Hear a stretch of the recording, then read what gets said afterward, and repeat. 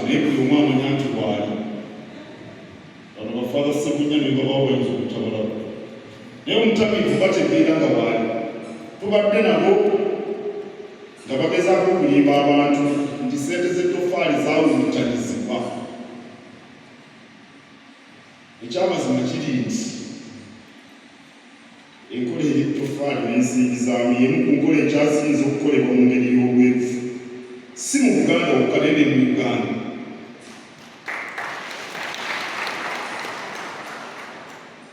Nga ndi ne Pawulo Fembatira Mulundanume n'abalala. Era singa tekyali nti baakolera mu bwerufu, sirowooza nti ettofaali lyandivuddemu ebiragwako buli muntu. N'olwekyo ndi musanyufu nnyo era ndi wano ssebo okwebaza olw'emirimu gya Kabaka gy'omaze ebbanga eddene nnyo ng'oweereza n'okwagala okuyitirivu. Omuweereza wa Kabaka bw'aba atebenkedde bulungi n'omubeezi, emirimu gyongera okunyirira.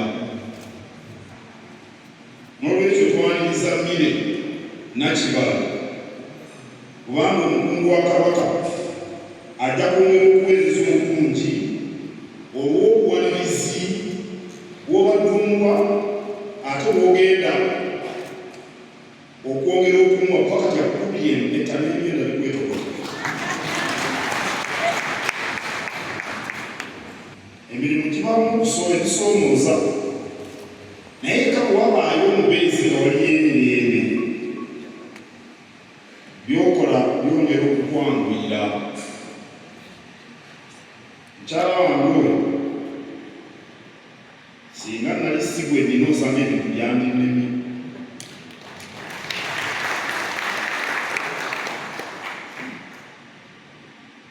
Kizibu okumusanga talina kamwenyumwenyu. Ebbanga lyonna bona akamwenyumwenyu any'ekisa ayatwaniriza buli gye tumusanga. Kale bwe naamusanga talina kamwenyumwenyu ntaggamba Mmire abadde ati kubanga ebbanga lyonna abeereko ati oba bulundawo. Pawulo ekirungi ab'engogonze balinamu ekyama, bafuuma banywera. Era ne Omuganda wuuyo bw'oba oyagala okuyiga balabirira abaami ba Kabaka ng'oggyewo ffe Mutikkiro ng'akubuuka. Emyaka 10 emabega nalangirirwa nga Katikkiro wa Buganda ow'okutaano Mulembe Mutebi.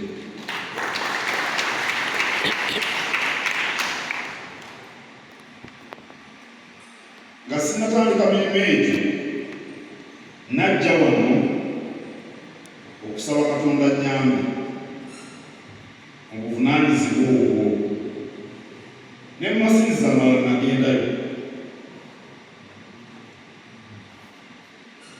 Era ekitukuvu kino kyakwatirira wagala kufaanana kiti oba n'okusingawo. Siriwa mukisa nti nno Pawulo yayisa abasosodoti bano bonna ab'emiti ababize bano bafaada ne faada Mwerekambe Namulengeri n'abalala bangi. Kyakwatirira ate mu Jjuuni nga wayise omwezi gumu nga amaze okulangirirwa nayogera mu lukiiko lwa Buganda omulundi gwange ogwasooka nga Katikkiro naye n'ebyokulwanyisa bibiri. Katonda nammwe abantu.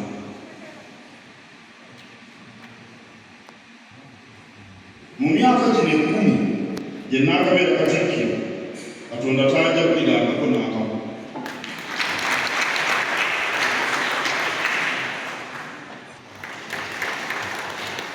Nagamba abantu era nkyabagamba nti ebitusoomooza bireme kututerebula, bireme kutuleetera kwekubagiza, kubanga ekitikkiro kyaffe Ssaabasajja Kabaka waali ekyo abantu ba Buganda bakiwulidde. yakuddawo kwekwata ku ttama. Buli kizibu ekikugira n'okwata ku ttama, buli ekizibu ekikugira n'okaaba. Okaaba ki?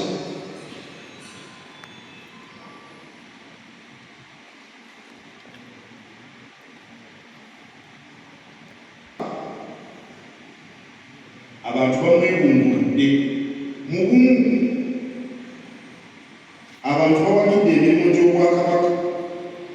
Abantu bettanidde enteekateeka z'ebyobulimi, ez'ebyobulamu, ez'ebyenjigiriza, eby'enkulaakulana n'ebirala bye tubagambye. Tuuka leero Mukama ndedde era nsaanidde okumwebaza. Neebaza Pulezidenti ne gavumenti ye. Neebaza oludda oluvuganya gavumenti. Bonna abo mbeera nabo.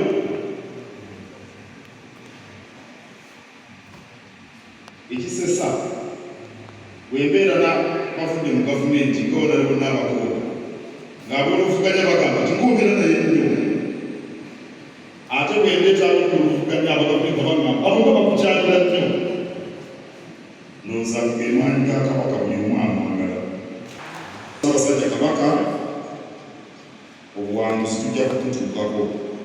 Kamalirize andebaza Ssaabasajja Kabaka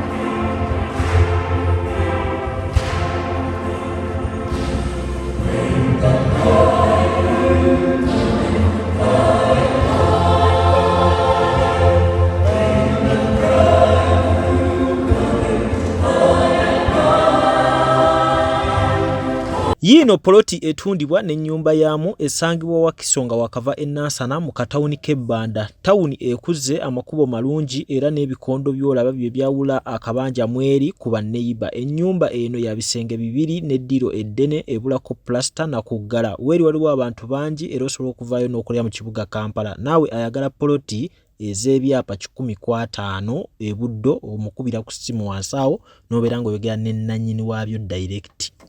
Amanya gange nze Nsuuga Mustafa nkola ne Alihira Holdings. Kakati nannyini nnyumba eno yeesiimye nnyo lwansonga nti eno biodigester era emigaso gyayo egigirimu gyagenda ofuna. Ekisooka tagenda keera lunaku agambe nti bannange septic yajjudde nti nno ajjaleta ekimotoka ate kimuggyako ssente ng'olwedde yagizimba. So biodigester tegenda keera ku makya nti ejjudde. So nawe nkyo ogwo mugaso gwe gusinga kubanga eri gundi yaffe twagikolanga naye ate era still ng'ejja n'ekulya lwansonga nti ebeera etuuka n'ejjula, so etuuka ng'esigala ekulya wadde nga ate wagiteekamu ssente yo nnyingi. Ekyokulala nti beauty ye egenda vaayo eya compound nti nno pavers zigenda kuva eri engulu yonna gye mulengera paka eno. Amazzi era gagenda draininga gano ag'enkuba nga gagenda mu kaala akali ebbala awo nti nno beauty y'olujja egenda vaayo bulungi nnyo. Newe manjagala simbawo muddo kisoboka. N'oba oyagala simbawo muddo ogwo kubanga kati singa owa kamera waffe akulaga nti nno system ogira nti eri wansi fuuti 2 kweno levo kutuyimiridde wansi fuuti nga 2. So omuddo kakube guyina emirandira gitya guba gujja mmera. Yes, bannange tetukolera bagagga bokka ate era tetusijja bayita baavu. Omuntu wa wansi omufuna mpola fenna gye tuggwa nange ndi mufuna mpola. So sikolera bantu sina kika kye ngamba mbuno nno nkolera baneeno wabula buli omu era buli omu nga bwozze bwe tukola ki bwe tukwata. Kati Alihira Holdings Uganda Limited tusangibwa Kamoocha Prince Charles Drive plot 45. Kamoocha we wali offices zaffe. Tulina enamba z'amasimu esooka ya Airtel 07017669992 neya MTN 0789224230. Abasinga batumanyira mu biodigester kuba bwe tuvudde ennyo mu kamera, naye nga baklanti baffe abapya n'abakadde bagenze bakitegeera nti no ne general construction yenna mwetuli.